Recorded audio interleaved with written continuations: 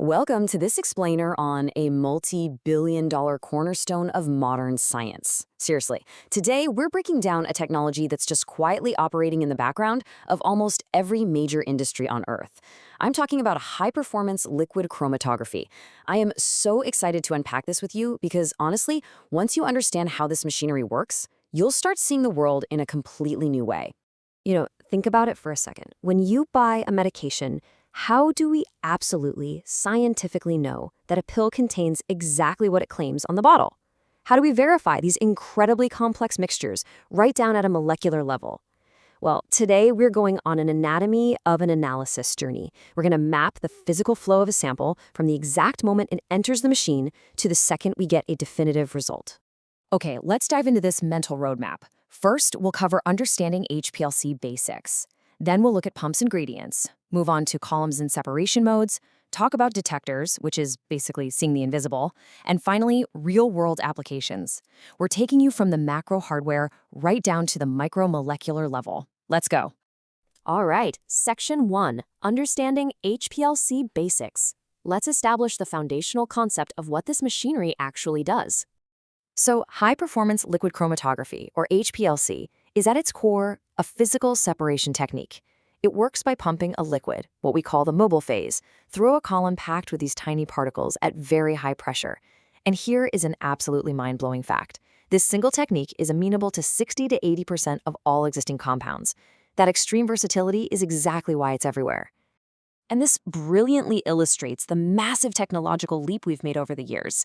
We've gone from the old-school gravity-fed glass columns where scientists literally had to sit there and manually collect fractions drop by drop, to modern automated ultra-high-pressure liquid chromatography, or UHPLC systems. These beautiful machines can push solvents at an astonishing 15,000 pounds per square inch just to achieve these lightning-fast separations. It's wild.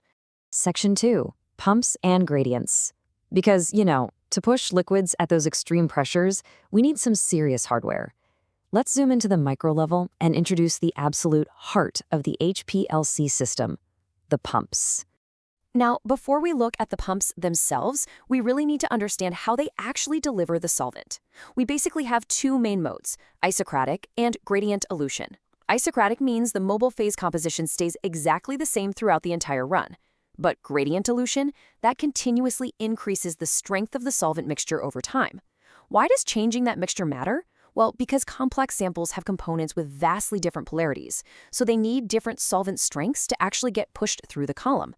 There's even this standard guideline called the 0.25 delta T rule, which basically says if your components are spreading out over more than 40% of your total gradient time, a gradient is absolutely necessary for a good separation. So how do we actually mix these gradients? We generally use one of two pump types. We've got binary pumps, also known as high-pressure gradient pumps, or quaternary pumps, known as low-pressure gradient pumps. Binary pumps do their mixing at high pressure, radially, after the pump heads. Quaternary pumps, on the flip side, mix the solvents longitudinally at low pressure before the liquid ever even hits the pump. Now, what's really interesting about this is how these designs totally dictate their real-world use. Binary pumps can generally only mix two solvents, and yeah, they cost more. But check out that dwell volume. That's the delay before the liquid reaches the column. It's a tiny 0.1 to 0.4 milliliters. That low volume makes them the absolute standard for fast, high-throughput LC/MS applications. Quaternary pumps, though, are cheaper and can mix up to 4 solvents.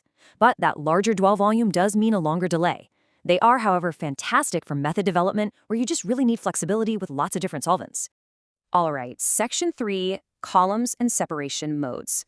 Now that our pump has pushed the sample into the system, let's move from the heart of the machine to its brain, the column. This is where the actual decision-making and separating really happens. There are 4 main modes of separation happening inside these columns. We've got normal phase, reversed phase, ion exchange, and size exclusion. But I want you to pay special attention to reversed phase chromatography here. It is by far the most popular mode. It relies heavily on hydrophobic interactions, and it's used in over 70% of all HPLC analyses today. It's a total powerhouse. Now, to really understand the separation, scientists need to know the inner space of the column. They do this by calculating total porosity in 3 steps. First, they calculate the total geometrical volume of the empty tube. Second, they find the column void volume. They do this by injecting what's called a void marker, which is a molecule like uracil or fructose that just won't interact with the stationary phase at all. It just rides the flow straight through. Finally, by comparing that void volume to the empty tube volume, boom, they get the total porosity. And here is a bit of a magic number in chromatography, 0.7.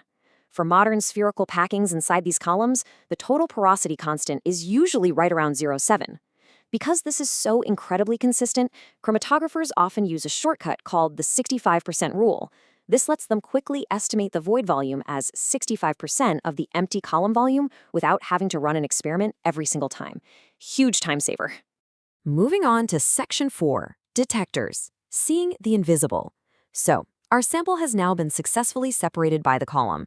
Now we need to follow those separated molecules out of the column and straight into the eyes of the system, the detectors. We basically categorize detectors based on whether they're specific to certain molecules or universal to almost everything, and, crucially, whether they can handle those changing solvent gradients we talked about earlier. So UV/Vis is specific and gradient compatible. CAD is universal and gradient compatible. Mass spectrometry is specific and gradient compatible. But RID, that one is universal and not gradient compatible. Let's take a closer look at UV/visible and photodiode array detectors. These are the absolute workhorses of the pharmaceutical industry. They're robust, they're reliable, and incredibly precise. They're the standard in pharma purity testing simply because most pharmaceutical drugs contain UV chromophores. That just means they naturally absorb UV light, making them perfectly suited for these specific detectors. But what happens if a molecule doesn't absorb UV light, like a sugar or a lipid? Enter the Charged Aerosol Detector, or CAD. This is just a brilliant piece of technology. It's a nebulizer-based universal detector. It basically evaporates the mobile phase away and then uses a high-voltage corona discharge needle to apply a positive charge to the dry particles that are left behind. It's universally responsive, and very importantly, it is fully compatible with gradient elution. So the crucial point here is understanding the extremes of our detection options. On one side, we have mass spectrometry, or MS. This offers extreme sensitivity, literally down to the picogram or femtogram level, and it's the ultimate tool for definitive structural identification. On the other side, we have the Refractive Index Detector, or RID. While it is totally non-destructive to the sample and responds universally, it has really poor sensitivity, and those changing solvents in a gradient, they will completely wreck its baseline. All right, Section 5, real-world applications. We've built the machine, we've tracked the molecules. Let's transition back out to the macro world to see how this molecular sorting hardware actually impacts our daily lives and global industries. The global reliance on this technology is nothing short of immense. When you look at the 2017 market demand breakdown, it clearly reveals the geographic spread.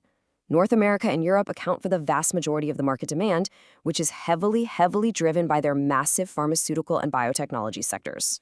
And that demand translates into a massive financial footprint. By 2017, the analytical HPLC market reached a $4.7 billion demand globally. And this growth? It isn't slowing down anytime soon. It's being heavily fueled by hyphenated techniques like LC-MS, the absolute explosion of proteomics, and widespread, rigorous testing in the life sciences. It's really easy to get lost in the chemistry here, but this impacts you directly. The medicine sitting in your bathroom cabinet, the safety of the food on your dinner plate, and the cleanliness of the water coming right out of your tap, these are largely guaranteed because of HPLC. It's out there finding mycotoxins in crops, pesticides in water, and making sure your medication won't degrade on the shelf. It's pretty amazing. Before we wrap up, I want to share this foundational, common sense corollary directly from the source text. If it's not in solution, it cannot be analyzed by HPLC. I just love that. It's a wonderful reminder that despite the multi-billion-dollar markets and the ultra-high-pressure pumps, we are still completely bound by the practical, physical realities of chemistry.